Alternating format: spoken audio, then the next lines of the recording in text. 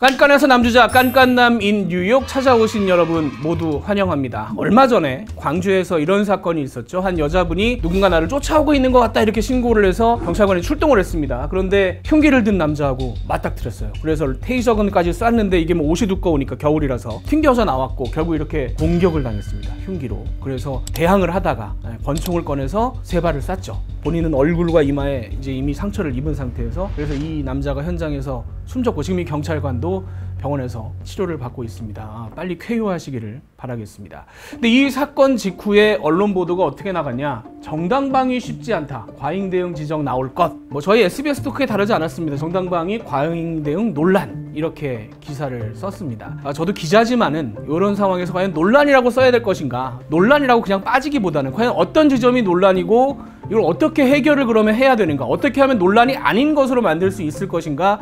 언론과 기자가 먼저 고민을 해야 되는 그런 시대인데 아쉬움을 저도 이 부분에서 많이 느껴서 오늘 짚어보도록 하겠습니다. 미국은 그러면 어떻게 대응을 하고 있냐?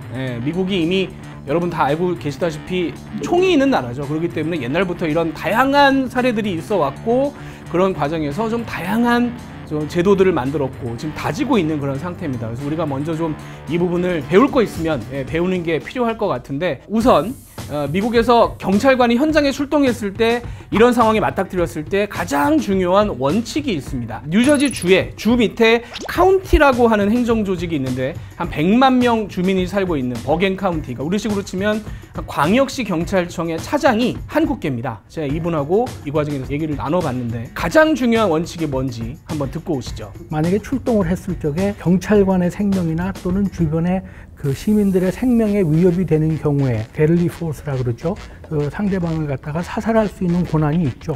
그래야지 더 이상의 피해를 막을 수 있잖아요. 현장에 출동한 경찰관이 다짜고짜 총을 꺼내는 게 아니에요. 거리가 있고 위협이 적을 때는 유지를 하고 있다가 어느 순간 경찰관 본인이나 주변 민간인에게 위협이 된다는 판단이 들면 그때는 총을 쏠 수 있는 권한이 생긴다는 겁니다. 그러니까 현장 경찰관에게 이 판단이 오롯이 맡겨지는 겁니다. 자, 이런 상황을 잘 보여주는 몇 가지 사례를 좀 보고 오겠습니다. 지난달에 워싱턴 DC에서 벌어진 사건이에요. 경찰관이 순찰차를 몰고 가고 있는데 갑자기 누가 차를 들이받았습니다. 그러더니 흉기를 가지고 와서 경찰관에게 흉기를 휘둘러요. 권총을 내놓으라고 합니다. 이 경찰관 총을 겨누면서 나 너 쏘고 싶지 않다. Back up, I don't want to shoot you. 저를 가라, 물러서라 계속 얘기를 하는데 계속 휘저으니까 이 경찰관이 위험하지 않은데 먼저 한 발을 쐈습니다. 그럼에도 불구하고 이 사람은 계속 경찰관한테 칼을 들고 오는 거죠. Subject got a knife. He's walking me down. 근데 이 다른 경찰관이 출동했는데 운전석을 뺏깁니다, 이 사람한테. 그렇지만 역시 경찰관들은 계속 뒤로 물러섭니다. Watch yourself. He got a knife. He got a knife. Watch yourself. 안전거리를 유지하는 거예요. 위협이 되지 않을 상황을 경찰관들이 먼저 만드는 거죠. 절대 먼저 총을 쏘진 않습니다. 하지만 계속 겨누고 있는 겁니다. 어떤 위험한 상황이 될지 모르기 때문에. 그러다가 이 남자가 서 있는 한 자동차로 달려갑니다. 여기 여자분이 타고 있었는데 이 차를 뺏으려고 흉기를 들고 달려가는 걸 확인한 순간 경찰관이 총을 쏩니다. Hold the knife. Yes. Yeah.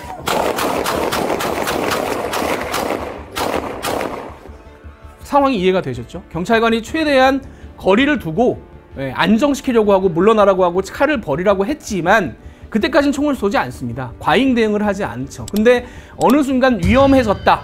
누군가 목숨이 위험해질 거라는 판단이 드는 순간 총을 쏠 수가 있는 겁니다. 다른 사례를 또 하나 보시죠. 이번엔 시애틀입니다. 1년 반 전에 벌어진 사건인데 역시 출동을 했는데 도심 한가운데 어떤 남자가 칼을 들고 등장을 합니다. 그래서 경찰관이 물러서라 라고 요청을 했는데 한 사람은 또 테이저건도 갖고 있고요. 막 뛰어오는 순간 경찰이 총을 발사합니다. 이게 시애틀에서 총을 쏠 때 바로 그 장면을 캡처를 한 겁니다. 경찰관과 이 사람의 사이가 좀 있죠. 바로 앞이 아닙니다. 상당히 있습니다. 있는데 경찰관이 느끼기에는 저 사람이 달려오는 것이 굉장히 위협적이었고 나의 생명에 위협이 된다라고 판단이 들었기 때문에 총을 쐈던 거죠. 이게 현장 경찰관에게 상당히 권한이 주어지는 겁니다. 물론 처음에 워싱턴 건에서 보셨던 것처럼 거리가 있다면 경찰관이 먼저 다가가지 않습니다. 총을 버리라고 요구를 하고 계속 거리를 유지하고, 시간이 있다면 네고시에이터라고 해서 경찰관 중에 특별히 훈련을 받은 사람들이 경찰서마다 2명에서 5명 정도가 있습니다. 그래서 이 사람들이 출동을 해서 설득을 하죠. 설득이 통하지 않고 위협이 됐다라고 넘어오는 순간에는 경찰관에게 그런 권한이 주어진다라는 겁니다. 내가 죽음을 두려워할 정도의 위협을 받았다. 그러면은 그 상대방을 사살할 권한이 있죠. 안 그러면은 경찰관이 경찰관으로서 꼭 죽어야 될 이유는 없잖아요. 그런데 경찰관들이 그냥 다짜고짜 현장에 가서 그렇게 행동을 할 수 있는 게 아니에요. 그 전에 준비를 해놓는 게 있습니다. 경찰관들이 평소에 훈련을 많이 합니다. 이렇게 우리가 뭐 영화나 이런 데서 많이 봤던 그냥 총 쏘는 훈련, 이런 것도 뭐 수시로 하고요. 이건 기본입니다. 그런데 더 나아가서는 이렇게 어떤 상황을 만들어 보는 거죠. 그 상황을 가정한 시뮬레이션을 해서 이 상황에 들어가서 실제로 이런 일이 발생했을 때 어떻게 대응할 것인가를 사전에 또 훈련을 합니다. 그리고 나서 최근엔 또 기술이 발전했기 때문에 이 VR이죠. 가상현실 고글을 쓰고 더 실감나게 현장 상황인 것처럼 경찰관들에게 이렇게 체험을 시켜서 어떤 상황이 닥치는 순간 바로 행동이 나올 수 있도록 사전에 몸에 익도록 훈련을 시켜 놓는다는 겁니다. 미국같이 총기가 난무하는 이런 그 나라에서는 순간적으로 제가 대처를 해야 되거든요. 그러면은 생각할 시간이 없을 적에는 몸은 자연히 트레이닝을 받은 그대로 반사적으로 무의식적으로 행동하게 돼 있습니다. 그러니까 올바른 트레이닝이 중요한 거죠. 경찰들이 일을 할 수 있게 도구와 그 교육과 트레이닝은 마련해 줘야죠, 정부에서. 그렇지 않고 그냥 나가서 일하라 그러는 거는 좀 말이 안 되는 거죠, 사실. 그런데 잘못할 수가 있잖아요. 그렇기 때문에 지금 보시는 것처럼 이게 뉴욕 경찰에게 보급이 된 건데, 이 바디캠을 몸에 달고 나갑니다. 아까 보셨던 영상들이 다 이런 바디캠으로 찍힌 겁니다. 그래서 이 바디캠으로 이 사람들을 이제 행동을 보는 거죠. 상황이 발생했다고 해서 권총집에서 권총을 꺼내는 순간부터 경찰 상층부와 검찰에게 왜 이런 상황이 발생했는가에 대한 본인의 보고서를 써야 되고 다 사후 검토를 받습니다. 바디캠으로 봤는데 과잉 대응을 했다라는 게 인정이 되면 형사적으로 책임을 져야 되겠죠. 그렇게 본인 판단으로 객관적인 정황을 볼 때 그럴 수 있었겠다라는 인정이 되면 모든 면책이 됩니다. 또 한 가지, 형사적으로는 그런 면책을 받았는데 숨진 사람이나 다친 사람의 가족 혹은 본인이 경찰관에게 나는 인정 못하겠다라는 민사 소송을 걸 수도 있겠죠. 자, 이럴 때는 그러면 어떻게 대응을 할까요? 경찰이 사용했던 무력이 적절했고 형사적으로 불기소가 되고 혐의 없음이 됐을 경우에는 민사적으로 고소를 당해도 정부나 기관에서 그 경찰관을 대신해서 방어를 해줘야죠. 행정기관마다 경찰서나 또는 서가 있는 타운이나 카운티나 주 정부의 그런 그 보험이 들어있죠. 잘못하지 않은 경찰관은 보호할 보험이 돼 있죠. 그 바탕에는 경찰의 생명도 상당히 중요하다. 피의자의 인권도 중요하겠지만 경찰의 생명도 중요하다라는 생각이 밑에 깔려 있는 겁니다. 자, 그런데 이제 우리나라로 넘어가 보죠. 우리나라는 그러면 어떻게 대응을 하고 있나요? 우리나라는 사전에 매뉴얼이 정해져 있습니다. 현장 경찰관이 판단할 여지가 별로 없어요.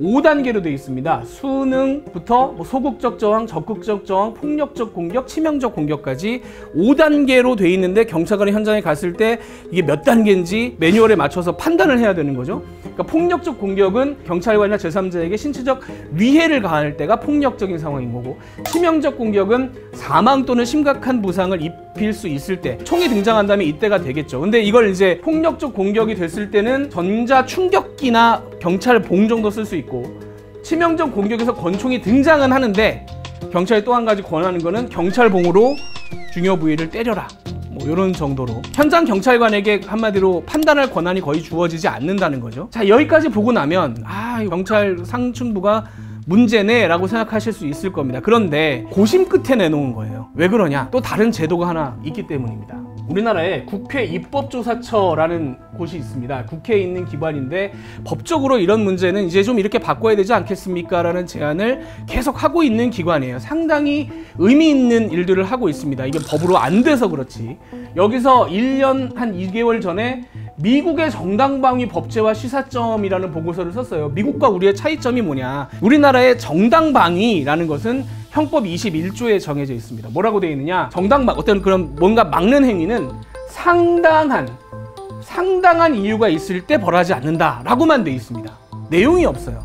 그래서 이게 상당한지 아닌지를 판사가 결정하게 되어 있습니다. 그런데 이걸 굉장히 좁게 판단해요. 상대방이 딱 하는 만큼만 해야 됩니다. 그걸 넘어가면 안 돼요. 이게 뭐 현장 상황이 급박하게 돌아갈 때도 딱 여기까지 해야지, 이걸 넘어가면 과잉 대응이 됩니다. 미국은 그렇진 않거든요. 주마다 다르지만 정당방위가 발동될 상황이 됐다 라고 인정이 된다면 그 이후의 행동에 대해서는 상당히 폭넓게 인정을 해주는 편입니다. 심지어 사망까지 갈 경우에도 정당방위를 인정해주는 경우가 미국은 상당히 많아요. 경찰관 집행하고는 이게 어떻게 맞닿아 있느냐, 아까 말씀드렸죠. 이 4단계, 5단계가 됐을 때도 경찰관들이 움츠러들 수밖에 없는 게 정당방위가 많이 인정되지 않기 때문에 그렇습니다. 저희 스브스 뉴스라는 채널에서 전에 만들었던 패널입니다. 근데 변호사한테 물어봤어요. 어떤 경우에 정당방위가 인정되냐 했더니 상대방이 칼을 가지고 위협하는 상황이라면 손을 쳐서 칼을 떨어뜨리게 하는 정도가 정당방위다. 칼로 들고 막 달려오는데 경찰봉으로 손을 딱 정확하게 때려서 칼을 떨어뜨리는 데까지가 정당방위지, 그걸 넘어가면 우리나라 법원은 과잉 대응으로 본다는 겁니다. 목숨이 걸린 상황에서 물론 경찰관이라면 그래야 된다라고 생각하시는 분이 계실 수도 있겠습니다만은 그게 과연 가능할까? 경찰관들 사이엔 그래서 이런 사례들이 공유가 돼요. 형사적으로도 문제지만 나 들고 덤비는 사람한테 총을 쐈다가 형사가 무죄가 났는데 민사배상 1억을 했다. 칼로 피해자 치고 도망간 사람한테 총을 쐈는데 역시 민사배상. 그 다음에 흉기 난동범한테 테이저 쏘고 자기가 자빠지면서 칼을 맞았는데 역시 몇억 배상하라는 일이 있었다는 식의 사례들이 공유가 됩니다. 경찰관들이 현장에 나가서 이 생각이 들면 막 칼을 들고 달려오는데도 총집에 손이 갔다가도 물러설 수밖에 없겠죠. 경찰관들 사이에 농담으로 총을 뽑아가지고 총을 던져서 잡는다라는 말이 나올 정도로. 작년에 경찰이 그래서 이런 대책을 내놨습니다. 신형 방검복, 이거 입고 가서 칼 맞아도 괜찮을 옷들을 보급하겠다. 이거 다 뭐 보급된 것도 아닙니다만, 배임 방지 재킷 같은 경우는 이제 배임은 방지하는데 찔름은 방지 못한다는 말이 숨어 있는 거겠죠. 다기능 방검복, 뭐 내피형 방검복, 찔림 방지 목보호대. 현장 갔어요. 칼이 있는지 모르고 갔는데 칼을 들고 있어요. 그러면 타임아웃을 불러야 되는 거죠. 잠깐 좀 기다리라고, 나 방검복 좀 입어야 되니까. 경찰차에 가서 이거 평소에 입고 다닐 수가 없지 않습니까? 이 번거로운 거를 몸이 움직일 수도 없는데 이거 하고 목에다가 이거 하고 이제 나와서 대응을 해야 되는 겁니다. 칼 들고 뛰어오면 몽둥이로 손을 딱 때려야 되는 거죠. 그러니까 경찰 상층부도 고심 끝에 이제 이런 방검복을 지급을 합니다만은